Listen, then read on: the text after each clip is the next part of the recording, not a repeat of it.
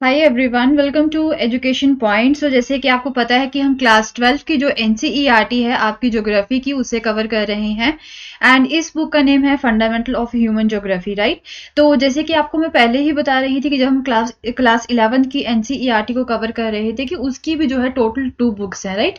तो उसकी हमने जो है एक बुक अभी कवर की है प्रीवियस कुछ वीडियोज में। तो उससे पहले जो सेकेंड बुक थी ना क्लास 11 की, जो सेकेंड पार्ट था, वो जो है सिर्फ वो जो है सेम टॉपिक से जो हमने क्लास 6 से लेके 10 तक कवर किए हैं। तो आपको जो है जस्ट अगर रिवीजन करनी है 6 से 10 तक, जो है अगर आप एनसीईआरटी को कवर कर लेते हैं एंड उसके बाद में अगर आपको रिवीजन करनी है तो आप क्या कर सकते हो, क्लास 11, राइट। क्लास 11 की जो सेकंड बुक है ना, उसे आप जो है कवर कर सकते हो, ठीक है। सो उसके बाद में हमने जो है अभी क्लास 12 की एनसीईआरटी को पढ़ना स्टार्ट किया था। एंड इस बुक का नेम है fundamental of the human geography, right. तो अभी हम यहाँ पे ह्यूमन ज्योग्राफी की बात करेंगे। जैसे कि यहाँ पे कौन सा पार्ट आ जाता है, एक आपका पॉपुलेशन का पार्ट आ जाता है। बहुत ही इंपॉर्टेंट है ये टॉपिक। ओके, तो ये जो है ना, अगर हम बात करें तो इसका एक चैप्टर हम यहाँ पे पहले देख चुके हैं कि एक्चुअल में ह्यूमन ज्योग्राफी होती क्या है, इसकी डेफिनेशन क्या होती है, एंड ये जो ज्योग्राफी है ये उसका सब पार्ट कैसे बना, राइट। तो ये चीजें हमने यहाँ पे कवर की थी। अभी हम क्या करेंगे, अभी हम जो है सेकंड चैप्टर जो है आज स्टार्ट करेंगे। एंड इस चैप्टर का नेम है द वर्ल्ड पॉपुलेशन। ओके, क्या नेम है, द वर्ल्ड पॉपुलेशन। उसकी डिस्ट्रीब्यूशन की बात करेंगे, डेंसिटी की बात करेंगे एंड इवन ग्रोथ की बात करेंगे। तो आप जानते ही हो कि जो एक कंट्री के लोग होते हैं वो कंट्री की क्या होती है, रियल वेल्थ होती है। ओके, एंड एक्चुअल में जो एक तरह से लोग होते हैं किसी कंट्री के, वो एक्चुअल रिसोर्सेज होते हैं एंड जो दूसरे रिसोर्सेज का जो है वो यूज करते हैं एंड अपनी खुद पॉलिसीज को जो है वो बनाते हैं। ओके, सो अल्टीमेटली एक country is known by it's people. तो ऑब्वियसली जो है एक कंट्री जो है अपने लोगों से ही जानी जाती है। So it is important to know how many women and man country has, right. तो ये बहुत ही इंपॉर्टेंट है कि एक कंट्री में कितने लोग रहते हैं, कितने बच्चे हर साल जन्म लेते हैं, कितने लोग मरते हैं या फिर कैसे मरते हैं। ओके, एंड या फिर वो सिटीज में रहती हैं या फिर विलेजेस में रहती हैं, ये चीजें भी जाननी बहुत ही इंपॉर्टेंट है। उसके बाद में जो है उनका लेवल ऑफ एजुकेशन जानना, जैसे कि वो पढ़ सकते हैं या नहीं पढ़ सकते, ये भी जानना आपके लिए बहुत ही इंपॉर्टेंट है। एंड किस तरह के काम जो है वो करते हैं या फिर कर सकते हैं, उनकी कैपेसिटी को जानना भी बहुत ही इंपॉर्टेंट है। ओके, सो यही सारी चीजें जो है आप इस यूनिट में पढ़ेंगे। सो अगर हम बात करें 21st सेंचुरी की, तो उस समय में जो वर्ल्ड है, राइट, तो उसमें जो है 6 बिलियन पॉपुलेशन थी। पूरे संसार की कितनी पॉपुलेशन थी, 6 बिलियन पॉपुलेशन थी। एंड हम यहाँ पे पहले क्या करेंगे, सबसे पहले the patterns of the distribution and जो डेंसिटी है उसे पहले हम देखेंगे, ठीक है, कि 21st सेंचुरी में 6 बिलियन पीपल जो है वो रिकॉर्ड किए गए हैं, इतने थे। एंड उनके जो डिस्ट्रीब्यूशन का क्या पैटर्न था, उनकी डेंसिटी क्या थी, वो हम यहाँ पे देखेंगे। तो एज यू ऑलरेडी नो कि जो पॉपुलेशन होती है ना पूरे वर्ल्ड में, वो अनइवनली डिस्ट्रीब्यूटेड होती है। तो इसके पीछे कई रीजन होते हैं। एंड एक यहाँ पे साइंटिस्ट है जॉर्ज वी क्रेसी, राइट। तो उन्होंने जो है पॉपुलेशन के बारे में एक रिमार्क दिया था एशिया की पॉपुलेशन के बारे में, that Asia has many places where people are few and few places where people are many.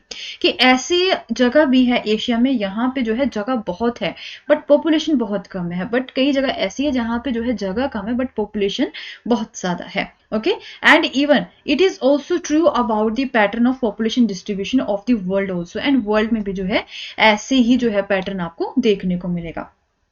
Pattern की बात करें पॉपुलेशन की डिस्ट्रीब्यूशन की, सो एंड डेंसिटी जो है, ये दोनों ही जो चीजें हैं ना, ये हमें किस चीज में हेल्प करती हैं कि जो डेमोग्राफिक कैरेक्टरिस्टिक्स जो है किसी पर्टिकुलर एरिया का, वो किस तरह का है, राइट। तो पॉपुलेशन डिस्ट्रीब्यूशन जो टर्म है, इसका मतलब है कि किसी अर्थ की सरफेस पे, राइट, कि कितने लोग जो है किसी पर्टिकुलर जगह पे कितने लोग रह रहे हैं। ब्रॉडली 90% जो वर्ल्ड की पॉपुलेशन है वो ओनली 10% जो लैंड एरिया ना उसी पे रहता है। सो जो 10 मोस्ट पॉपुलस कंट्रीज हैं यहाँ पे वर्ल्ड की, वो हमारे पूरे वर्ल्ड की पॉपुलेशन का क्या बनती है, 60% बनती है, ठीक है।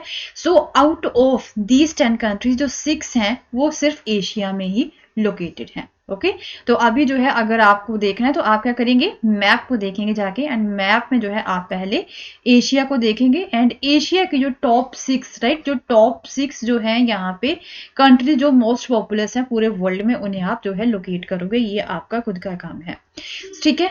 सो ये फिगर है 2.1, इसमें जो है मोस्ट पॉपुलस कंट्रीज के बारे में बताया हुआ है। सबसे पहले चाइना की बात करते हैं, ठीक है, सबसे नंबर 1, उसके बाद में इंडिया, 2 तो यही होगी, राइट, देन इंडोनेशिया हो गया, ब्राजील, राइट, यूएसए यहाँ पे 3rd नंबर पे आता है, Pakistan, Nigeria, Bangladesh, Russia, Mexico हो गया, ठीक है। तो ये 10 पॉपुलस कंट्रीज जो है वो यहाँ पे बताई हुई हैं। अब बात करते हैं डेंसिटी क्या होती है।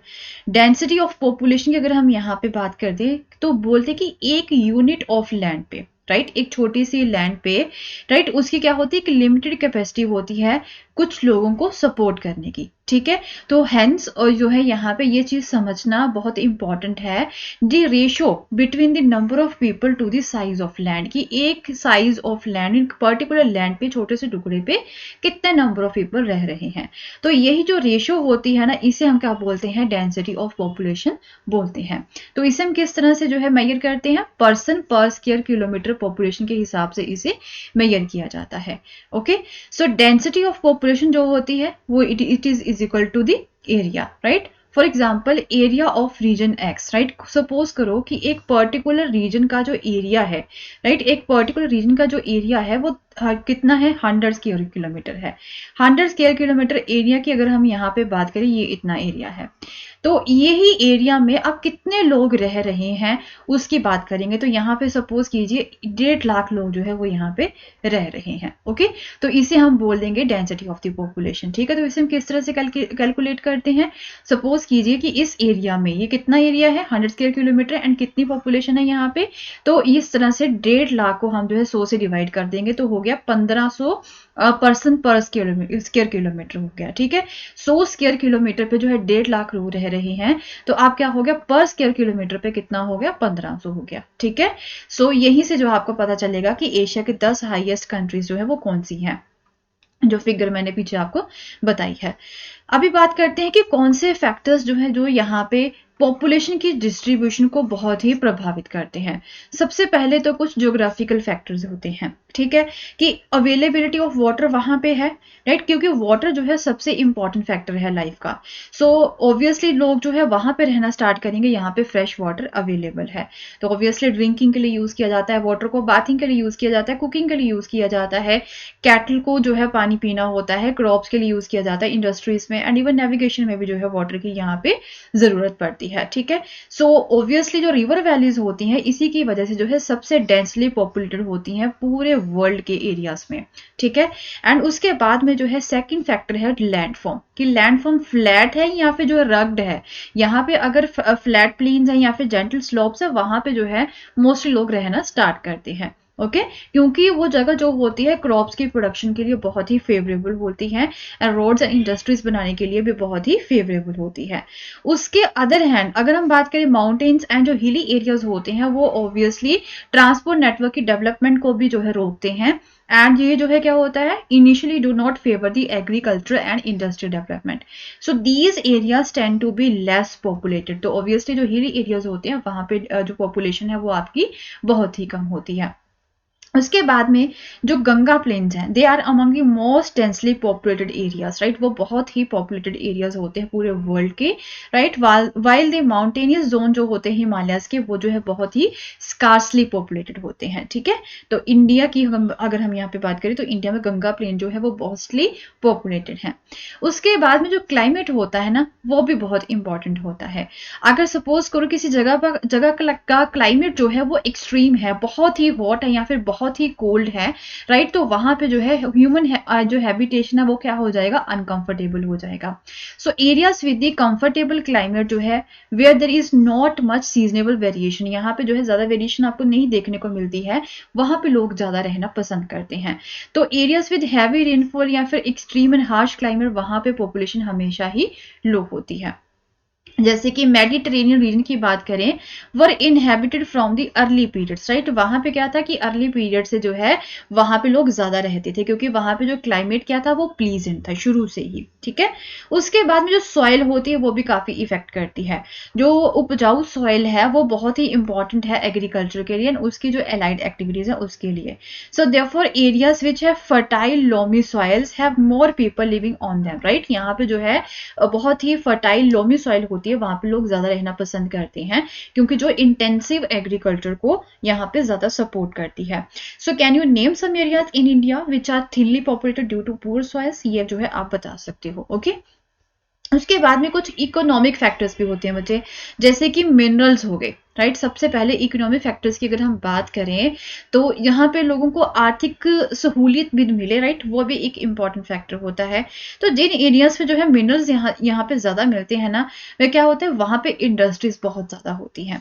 तो माइनिंग एंड जो इंडस्ट्रियल एक्टिविटीज जो होती है वो एम्प्लॉयमेंट को जनरेट करती हैं। तो obviously skilled and semi skilled worker जो होते हैं वो जो है इन्हीं एरियाज पे रहना जो है पसंद करते हैं, क्योंकि उन्हें इजिली यहाँ पे काम मिल जाता है। तो ये क्या हो जाती है, डेंसली पॉपुलेटेड हो जाते हैं। एग्जाम्पल है कतंगा, जाम्बिया, कोपर बेल्ट जो है अफ्रीका की, वो इस तरह का एग्जाम्पल है। उसके बाद में अर्बनाइजेशन की बात करें तो जहां पे सिटीज हैं, राइट, लोग सिटीज में जो है रहना ज्यादा पसंद करते हैं। एक तो ये कि वहां पे एम्प्लॉयमेंट अपॉर्चुनिटीज आपको ज्यादा मिल जाती हैं, एजुकेशनल मेडिकल फैसिलिटीज होती हैं, बेटर मीन्स ऑफ ट्रांसपोर्ट मिल जाता है, कम्युनिकेशन के भी जो है अच्छे आपको साधन मिल जाते हैं, एंड कुछ सिविक जो अच्छी सिविक एमेनिटीज आपको मिल जाती हैं। तो इसकी वजह से जो सिटीज में लोग रहना ज्यादा पसंद करते हैं, ओके। तो जिसकी वजह से क्या होता है, रूरल से अर्बन माइग्रेशन जो है वो हमें यहाँ पे देखने को मिलता है। लोग गांव से शहरों में रहना स्टार्ट कर देते हैं, ओके। उसके बाद में इंडस्ट्रियलाइजेशन की बात करें तो इंडस्ट्रियल बेल्ट जो होती है वो भी जॉब अपॉर्चुनिटीज प्रोवाइड करती है, तो वहां पे भी जो लोग हैं वो ज्यादा रहना पसंद करते हैं, ओके। उसके अलावा यहाँ पे just factory workers but also transport operators जो होते हैं, शॉपकीपर्स जो होते हैं, बैंक एम्प्लॉयज जो होते हैं, वो भी जो है वहां पे रहना पसंद करते हैं, क्योंकि उन्हें फिर जो है अपने ग्राहक भी मिल जाते हैं। ऐसे ही कोब ओसाका रीजन है जापान का, वो थिकली पॉपुलेटेड है, क्योंकि वहां पे जो है बहुत ही ज्यादा इंडस्ट्रीज है, राइट। नेक्स्ट कुछ सोशल एंड कल्चरल फैक्टर्स भी होते हैं। कुछ प्लेसेस जो है लोगों को ज्यादा अट्रैक्ट करती है क्योंकि वहां पे ज्यादा रिलीजियस एंड कल्चर सिग्निफिकेंस होती है। इन दी सेम वे लोग जो है कई तरह से क्या होता है कि सोशल एंड पॉलिटिकल अनरेस्ट की वजह से वहां पे जो है कुछ ऐसी जगह से जहां पे अनरेस्ट होती है वहां से जो है वो दूर जाना स्टार्ट हो जाते हैं। तो कई बार क्या होता है, गवर्नमेंट जो है ऑफर इंसेंटिव्स टू पीपल कि आप जो है इन स्पार्सली पॉपुलेटेड एरियाज में रहे एंड या फिर जो है ओवर क्राउडेड प्लेसेस से जो है दूर रहें, ठीक है। So that's all for the day and we'll continue with the same chapter in our next video। and अगर आपको मेरा कोर्स पसंद आया तो इसे शेयर करना ना भूलें। Thank you so